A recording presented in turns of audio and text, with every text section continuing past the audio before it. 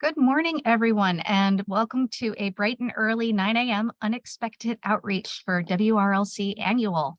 I am Meghan Kowalski. I am the Outreach and Reference Librarian at the University of the District of Columbia. If you ever want to contact me at any point, not just after this, my email is megan.kowalski@udc.edu. In today's session, we're going to look at three main things. We're going to look at what is outreach, give a definition of it, and then why do we do it? We're also going to look at various methods of outreach activities. So some traditional methods we all think of, and then some innovative methods that you can try at your university. And then we're going to talk briefly about assessment, like how do we look at the data to assess our impact and decide if our outreach is working? So to get things started, what is library outreach? And it is any communications and activities designed to connect identified audiences or stakeholders to your library.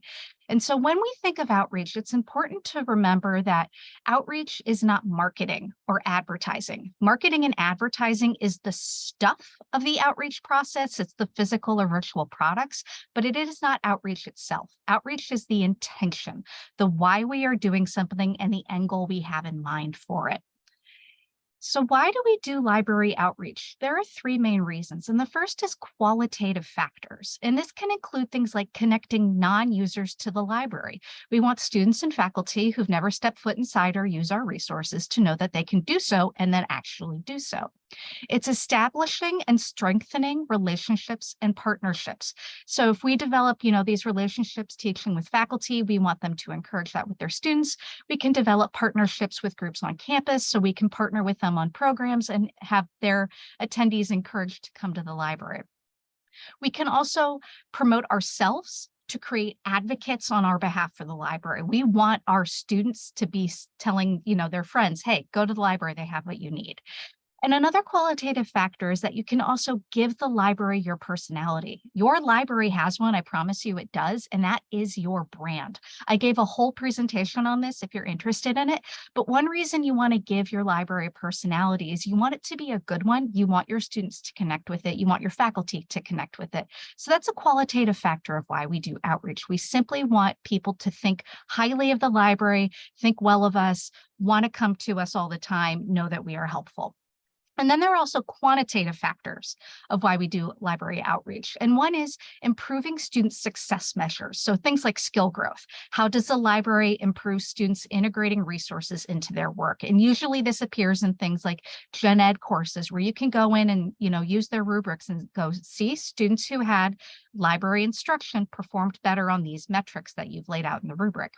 Another is promoting university research. How do we help people publish, i.e., how many faculty citations did the library support? I know my former colleague over at Catholic University, Kevin Gunn, did a whole thing on this, studying how the library supported faculty citations. We can also increase our, basic metrics, basically usage of materials and attendance at events. So how did we improve the number of hits to a database if we did outreach on a specific database? Related to that, we can look at decreasing cost per use of resources. The library is not revenue generating for the most part. So this is the closest we can get, is to say, hey, we have this big expensive database, but we reduce the cost of us having it because we have more students and faculty using it. And then there's the nitty-gritty analytics. How many people follow us on Instagram? How many comments do we get on Twitter? Things like that, quantitative factors that you can count.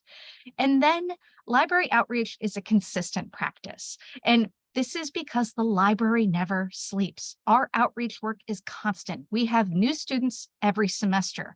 There is faculty turnover that we need to keep in mind. And also, faculty kind of just need a lot of reminders about what the library has to offer them. So we constantly need to message to them.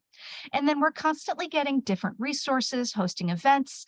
The library changes as we add materials and adapt our services and renovate our spaces, and our users need to know about that. In the case of the UDC library, we have moved 3 times in 5 years. Part of my outreach is just reminding people where the heck we are located on campus. And finally, another reason we need to have consistent outreach is the battle for money never ends. That's just how it is in academia, but to make the case that we are useful, we constantly need to remind our stakeholders, hey, the library is useful for your university, and here is why. And before I change the slides, I want to point out the image here. The man on the left is outgoing, or the man on the right is outgoing University President Mason. I included this image because he, visited our temporary space here. He's leaving the university. His last day, I believe, is at the end of this month, and we're getting a new president. So while students are our audience and faculty are our audience, so are the admins, so are the deans, so are the staff of the university. And the UDC library is going to need to do a lot of outreach for the new president and whichever team of people they bring on board so that they have as good of a relationship with us as we had with the past president. So who does outreach at your library? Drop it in the chat. Who is responsible for it? I'm just curious what everyone thinks.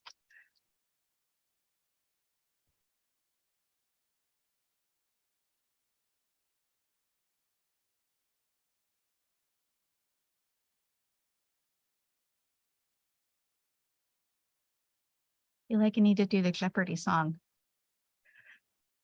Yeah, Kevin Gunn beat me to the punch. I knew he would. So everyone does outreach at your library. My title might be Outreach and Reference Librarian. I am the one who spearheads the effort, but everyone at your library does outreach. If you work in a library to your users, you are a librarian. That's how people see us, even if they don't have the titles and degrees to necessarily back it up saying they are a professional librarian. The library's people are its greatest assets. You want everyone on board. You want everyone consistently to know the message of the outreach you're trying to send out. You want everyone to be the favorite librarian. So yes, they might not be a degreed librarian, but if you work in a library, you are a librarian, your job is to do outreach. So yes, thank you, Kevin. So how do we do outreach? There are a lot of ways. I can't cover all of them in a 45-minute session that also leaves time for questions, but we are going to look at a few. So we're going to start with the traditional methods. And this is essentially all of the things we think about when we think about outreach. So the big one, promotional marketing material. We all have them. Posters, flyers, brochures, handouts, anything you give out on behalf of the library, anything you make that's related to a library thing. Those are all promotional marketing materials. That is a form of outreach. Swag, and the options here are endless. You've got pens, Post-its, buttons, bookmarks. I picked up some stickers here from a library conference I went to. Tote bags, water bottles, magnets, pocket folders. I will give a story on that later. Branded ring lights for phones. I've seen those. Swag is endless. And I will say we can make it work for us. You want to have swag pens at your reference desk. People always come up to the service desks and ask to borrow them. They never come back. So we might as well put our name and website on them. That is a form of outreach because it becomes a reminder whenever someone uses that pen again. Our displays and exhibits are also a form of outreach. They showcase our stuff, whether we're highlighting a particular set of collections, whether we're highlighting a particular person, it doesn't matter what the focus is, that is a form of outreach. Obviously, email marketing, we all do it. Newsletters, announcements, individual emails, heck, even an email you send that's just like, hey, I want to set up a class, that is a form of outreach. Other things are digital displays, those big screens, both inside and outside of the library. Those are a form of traditional outreach. Social media is a big one on whatever platform you're using these days, and there seem to be more cropping up. That is a form of outreach. And then a subset of social media is meme jacking. This is where we jump on a trend and make it work for the library. So here I have showcased the Bernie mittens that was popular and running around for the while, and I stuck them in our library and it got a lot of hits. Recently here in DC, we've had something called Game of Frogs, and this is from the title slide. I'm dropping the Instagram in the chat. I've since learned a little bit more about this. I live in a condo building on Connecticut Avenue. I didn't know this. These little teeny tiny frogs start popping up all over the place, and I start seeing them on Instagram. This is my little buddy. Turns out I didn't know this until after I did all of this. The man doing this lives in my building. But I was walking by after taking my daughter to the zoo one day and found this little frog these have been placed all over the city, sitting on my building. And I thought, I'm going to take him on a tour of the library. And I did. I made a whole day. We had reading day during finals week, and I took this little guy all over the library, posted photos throughout the day. And then the guy who runs Game of Frogs reshared all my photos. It was great. That's a form of mean jacking. You know, these little things have been appearing all over DC. They were big for a while, and I was like, I'm just going to jump on that. And then we have word of mouth. This is when everyone thinks about tabling, conversations, dropping by offices. Wherever you talk to people, you can perform library outreach. And then we also have our website. This is where you have your blogs, all of those things. This is your digital branch. It is your central hub. So you can focus all of your library outreach, you know, centralize it here, send people here. The whole point is to get people to the library, whether it's stepping foot in person or getting to our website. Podcasts and radio are another form of traditional outreach. So this is either stuff you host or where you are a guest. We have faculty members here at UDC who have podcasts, and occasionally they'll ask one of us to be on them. We say yes because it's a chance to talk about not just about our research interests as faculty librarians, but also the library as a whole. And related to that, video and TV. All of your video tutorials can be a form of outreach, and they spread far beyond your university. We have found some of our videos, we know they get assigned at other universities when suddenly our hits spike, but all the IP addresses for not from DC. And then there are classes and partnerships. Here at the university, obviously every library, every university library, we teach library instruction classes. That is a chance to not only teach some skills, but also do some outreach on behalf of the library and the people who work there. We also do partnerships with various organizations on campus. Our big one is the Center for the Advancement of Learning. For example, this upcoming fall, we're doing a webinar series, or we're working to develop a webinar series with them. You know, this is a faculty training event where we want to teach them about things we have learned, but it's also secretly about library research and information literacy outreach, because the more we have contact with the faculty, the more they think of us, the more they remember us, and then the more they work with us. And then we do things here at our university where twice a year we have required faculty professional development, and the library tries to get in on that as much as we can. And so those are some of the traditional things we think of, but there is also innovative outreach. And innovative outreach doesn't have to be groundbreaking or entirely novel. It's whatever methods are new to you and your library that are worth trying. These don't always succeed, but that's okay. Anything is worth trying once. The fun about outreach is that you get to be creative. Sometimes it works, sometimes it doesn't. If it works, great. You do it again and you move on. If it doesn't, oh well, you tried. That's how these things happen. So some of the things we can look at is we all send emails. We all send a ton of emails. So why don't we add information to our email signature? Promote one thing. Have a link that says sign up for our library newsletter or see our events page. Or if you've got a new database, promote the database right there. We're always sending emails, so you might as well drop a link in there. And since it's a signature, once you set it up, you can kind of set it and forget it, and then just update it later as you need it. And then you can share these signatures with your colleagues so that they add the material as well. Here at the university, we do what we like to call Kool-Aid manning. We like to bust into things going, oh yeah, the library. So at every single event we attend, we find a way to talk about the library. We are the yippy little puppy, but because we're the library and we all have that built-in goodwill because we are a library, people don't seem to mind. So our university and most universities, we hold town halls and university events. A lot of these things are online these days. We attend not because we necessarily need to learn the information, although we do. We attend so we can drop things in the chat being like, hey, the library can help with that. Or we promote other necessary information. Here at the university, there was a COVID town hall once a month, and there was a lot of misinformation and things flying about. So we could drop in links to things like, here's information from the city, here are the COVID centers and things like that. So we were promoting the skills of the library, not necessarily the library itself, but people got to know our name, and that is useful. We also Kool-Aid man our way into Spirit Wednesdays. These were events held in our central plaza where they brought food trucks in for the students. And while the students were waiting in line, we took advantage of that. We used it for survey promotion. We had these little quarter flyers. So we pop in and say, hey, you know, while you're waiting, use this QR code and fill out our survey while you're waiting in line. We would also do roving reference. We keep moving on campus, so we might as well come to you. So I take a sign, a basket of swag, and a laptop, and we go to various places on campus. In fact, the sign is behind me, behind my fan. And so we just go to the students where they are.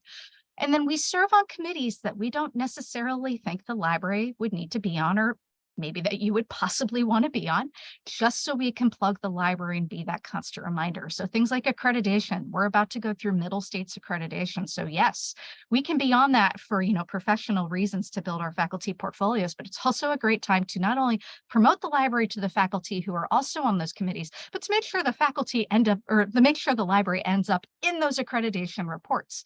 We can serve on things like assessment committees, faculty promotion committees, and these, again, all a chance to just be a friendly reminder that, hey, the library exists and we're here for you. A new thing we have done is academic advising. Our university uses a thing called Navigate. It's the backend system where students are connected with their various academic advisors. We heard about this in one of those faculty professional development events last August. They were talking about, hey, faculty, here's how you work some new tools in Navigate. And they mentioned, oh, student success is in there as a department, and a light bulb went off. And I walked right up to the microphone, was like, hey, how can the library get in on that? And so the key here was I followed up with the woman who does this program, and I got us added as a department to the platform. So now faculty are able to send an alert to their students saying, hey, do you need research support? Go to the library, they make the connection, and we take over from there. That's great. We have that one-to-one connection with students and faculty, but there's also a great function in there. I can build messaging campaigns. I can send out messages to all students enrolled in a certain semester, or I can send it to, like we did last fall, students who were enrolled in research and writing heavy courses. I was able to send out messages being like, hey, the library's here to support you. Here's what we do. Here's how you contact us. And once I set up those campaigns, I can set up an initial message with a couple of reminders spread throughout the semester. And those get blasted out. It's very little effort on my part. But what we've discovered is, because this is built into the academic advising platform, students are used to going here. They go here a lot. And our open rate is over 50%, which for us is massive. And in general, a 50% open rate in academia is huge.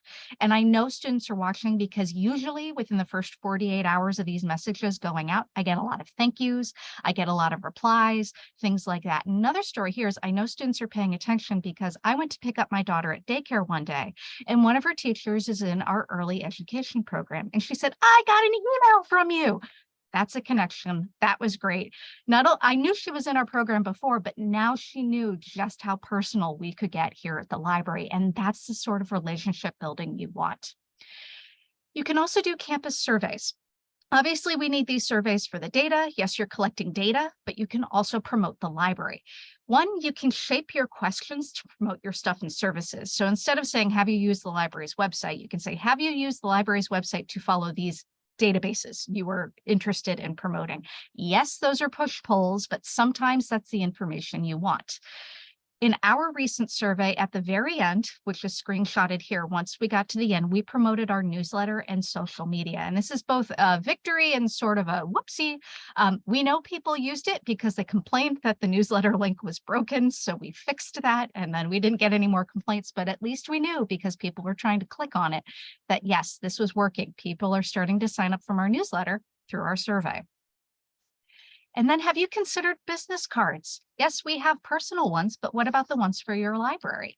I went to the library marketing conference last year, and a lot of libraries are doing these things. They're individual business cards, not just for people, but for the library itself, with the essential here is QR codes. The pandemic brought them back, so toss one on there and send people to your library. This is on our to-do list to be done soon, particularly because we're hopefully moving back into our renovated space. And I can be like, hey, not only here's our website, but here's our location on campus. So consider developing business cards for your library, not just for your individuals who work there. And then there are things like guerrilla tactics. And this is anything you can do that is quick, reversible, and visible to promote your library. So things, chalk, painter's tape, stickers, balloons, something highly visible. People stumble over it, and it generally works with people's curiosity. They stop and go, huh, what's going on here? Another one of these version is Zoom backgrounds. Obviously, they got big during the pandemic. You can post high-res photos to people for people to use of your library, and then stick your logo with a website in the bottom. The library did this back then when the pandemic started, and I'm going to do it again when we're in a new space to promote it. People think it's pretty, but your logo promotes it as a library, and then people get used to seeing you. They get used to seeing your space. One reason why when I do these presentations, I always have my Ask a Librarian sign is, when I'm doing meetings, so people know I'm a librarian, ask me anything. We have these giant whiteboards. We can always put them to use here at our library. So these are ways, subtle ways, but it makes people go, just enough to make them think. And here you want just constant reminders about what the library has and what you can offer your students. And then there's staff personal promotion. So when people on your staff and on your team are comfortable, have them conduct outreach on their own platforms. A lot of people these days have newsletters, blogs, social media. Have them promote the library. For instance, I have a Substack newsletter, and I've promoted the library's upcoming webinar on personal archiving. Again, this depends on the audience for what you're trying to go for, but staff can promote your own things. So right now, I'm also pushing our webinar on personal archiving. It's on June 30th at 1 p.m. I'm dropping the link in the chat. It should be great. Everyone should come to it. I did it just now. This is what people can do. Have them have one thing that they promote that you think would get high buy-in, because people are connecting on a one-on-one level. And it doesn't necessarily have to come from the library's channels. It can come from personal channels. But again, this is opt-in. You don't want to force, your staff to do something they're not comfortable with. So now that you've done all this outreach, what does it mean? Every contact matters. Customer service and branding resonate far beyond our initial work of outreach. So those are things to keep in mind while you're doing outreach. Remember the brand behind it. Remember the customer service behind it, because that's what resonates. So there are a myriad of things that you can measure, and what you measure depends on what you are using to do outreach and what you want to get out of doing that outreach. So you can measure things like email open and link clicks. Basically, what are people reading from what I am sending? This just gives you an idea of how many people are opening your messages, but then also within those messages, what are they interested in? What replies are you getting? Obviously email replies, but also verbal replies. Again, when my teacher's kid said, I got your email, I didn't know you were my librarian, even just a thank you, all of those things matters. What are people saying? Attendance, obviously live, online, but also recorded views. We do a webinar series that admittedly, the attendance live is not great. Our webinars, the recorded views are what we really count. Like, how long is the tail on that thing? Do people come back to it over and over again? This gives you a sense of what content people like, but also what time and place works for people on your campus. So not only what time of the academic year, but also what day of the week and what time of the day works best for these events. You'll see attendance bumps on days, we work on Fridays with our faculty because that's when they're teaching less classes. If we did something earlier in the week, we wouldn't get any attendance whatsoever. So these are things you can look at when you're looking at attendance. And then also surveys, both, at events, big event type survey, and then immediate collection after contact. For us, we have surveys built into our chat system. And so things like this can be done in LibApps, they can be done with Google. So you not only want to see how the past thing that you're measuring went, both qualitative and quantitatively, but also solicit ideas for the future. On every survey, you should have an open reply that says, what else can the library offer? Or what like this do you want? Just to get ideas. And then you also want to consider creating an outreach contact database. And this is something that collects the who, when, why, and then the last date of contact for that office. And then you can track things like your ROI, how many people click things and things like that. And the reason you did this is it gives you a sense of who you talk to a lot and who you need to conduct more outreach with. So this is more of a tracking database, just so you can see your overall, outreach. How's it going? And so what do you do with the data once you've collected it? Well, try anything once. If it works even a little, do it again. It takes time to build momentum, and not everything is a winner from the start. But then you can see with this data, is there a growth over time? Does this thing we're trying stagnate, or is this something that it never got off the ground? So it just gives you a vibe of what's going on with that bit of outreach that you're doing. And then you can compare timing, with the academic calendar, with the time of day, do you get more hits one day of the week? We realized that our social media got a lot more views when I started posting things at 9:30 in the morning than if I posted it at noon or later. That's just something we noticed in the trends. So I started setting all of our posts to go off between 9 and 9:30, or even 8:45. Sometimes you get big spikes on hits at 8:45, but if I post something after 10 a.m., it's not getting a lot of work. So this is how you can compare timing using the data that you have. And then it can also let you know, is this something that has to be done live or is recorded better? Sometimes okay, we want to provide this content, but we can't find a time where people want to attend live. Maybe we just record it and then we look at the views by posting it on YouTube. It also lets you identify an audience and how to reach them. You can see who responds to what messaging. Maybe you need to make smaller segments. We realized a lot of our faculty outreach, we were blasting out these email messages to everyone. And we weren't able to target our resources to particular faculties. So what we started to do was segment by department. And so we could send individual information segmented by department, and we got a lot more feedback from that. And then you can compare the before and after as well. So did the cost per use of a resource go down after you started marketing it? Simple things like that. And what's really important here, you can identify what doesn't work and stop doing it. If after 3 tries you get nothing, try something else. Do not fall for the sunk cost fallacy. You tried it, it didn't work, it's time to move on. This can be really hard to do. I admit it, there are certain things I don't want to give up because I enjoy doing them, but they don't necessarily work. And so when we look at the data, if something is just not working, it's time to just stop and move on. And while it can be hard, it's important to know that. But when it comes to data, there is a note of caution. Don't get caught up in the weeds. You can find more metrics on outreach than you could possibly want. Numbers are nice, but honestly, they don't matter worth a damn. You might have 10,000 followers, but that means, pardon my language, jack shit if they're not using your stuff. High numbers don't necessarily mean high impact. You can make the data say whatever you want. There are books about it, just blog posts out the wazoo. Use the data to shape your activities, but don't let it be the only driver. Relationships, returning customers, and a positive brand are what you're going for with outreach. The numbers are going to go all over the place, particularly with things like social media. We don't control the algorithm, and very few of us have the funds to do paid outreach. All of our hits are organic, and that stuff's all over the place.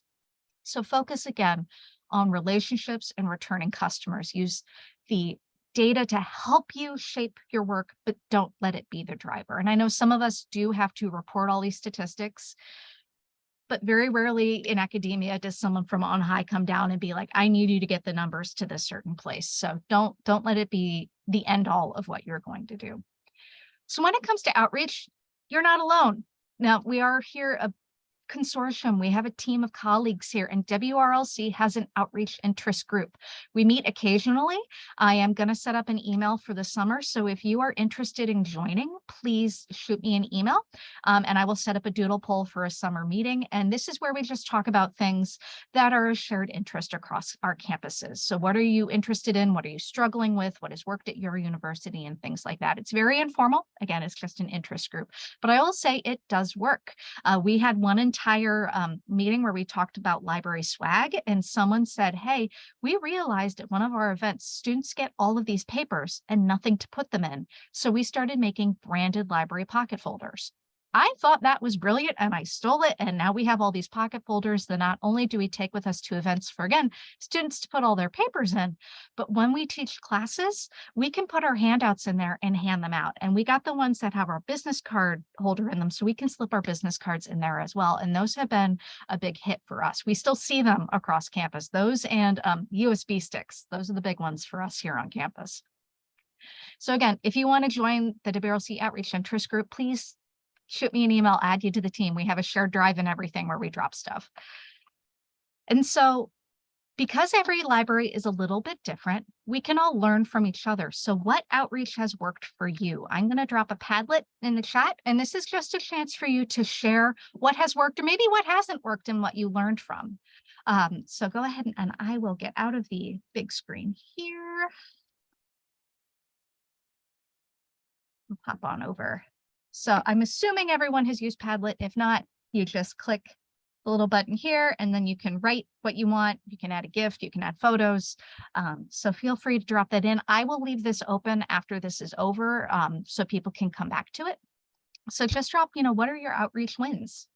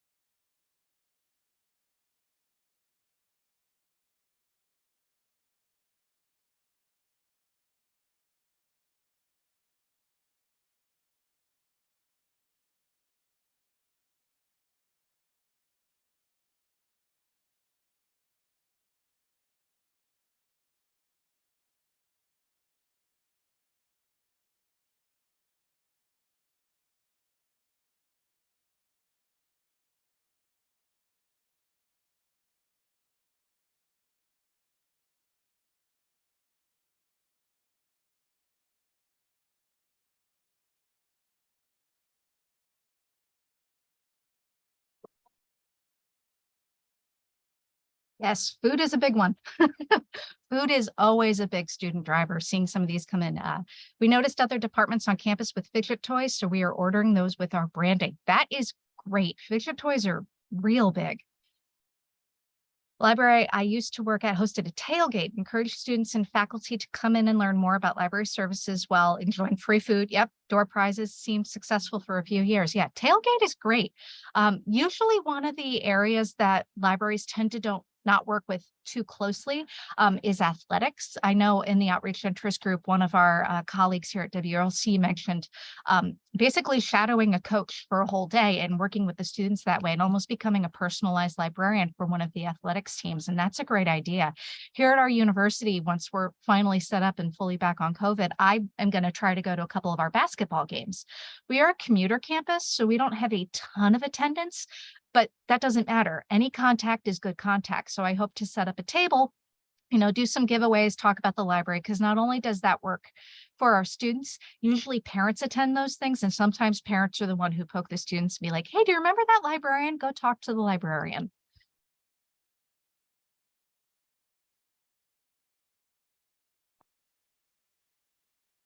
Postcards with a QR code to our website. Yes. Yeah, that's a big one, particularly for anyone who lives off campus. People like getting mail. And these days it's bills and junk, and the library is kind of neither one of those. So that's a great idea.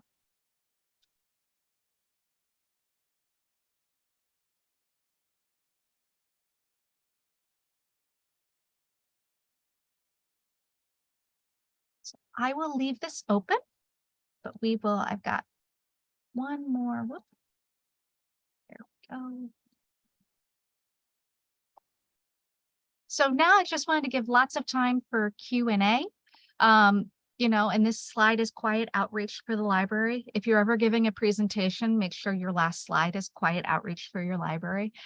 We had to do a hype video for one of our faculty events here. And the thing we realized out of making that is our brand message is we are the helpful place. We are the one place on campus where students feel like they can come to and get support. So we lean into that hard. And so when we did the hype video, we pulled out some quotes for some surveys where students basically said we were awesome. So promote your awesomeness. Just remind people. So now, yeah, if anyone has any questions, I am happy to see it in the chat. Yes, email address. I can do that. I will also say, if you are big on outreach, I highly, highly, highly recommend the Library Marketing Conference. It is held every November. I believe this year it's November 1, 1st and 2nd. It's in Indianapolis. It is a relatively affordable conference. You are in Indianapolis in November, so the weather is all over the place. But it's a great conference. It's approximately 500 librarians who focus their work solely on marketing and outreach. And it is a great chance to see ideas, share ideas, great colleagues there. They have a swag room where people can share stuff. It's where I got things like, the business cards, all of these stickers. Someone did a branded headphone holder, the ring lights for the phones. And this year, they're also going to do an online version for people to dump because you can't always send all of this stuff ahead of time. So I highly recommend the Library Marketing and Communications Conference is the name of it.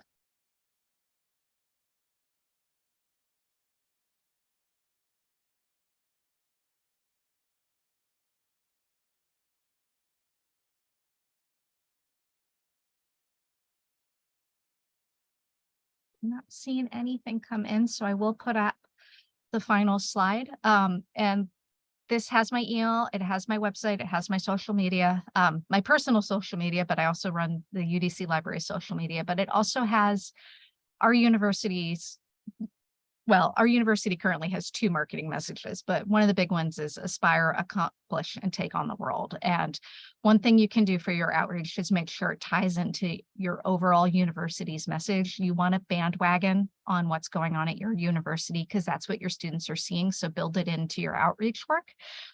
Not only does it promote the university, it promotes you.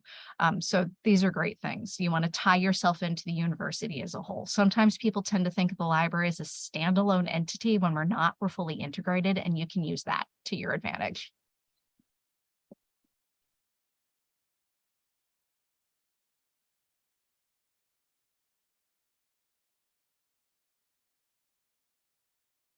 Seeing any other chats come in, but any questions again, please don't hesitate to contact me outside.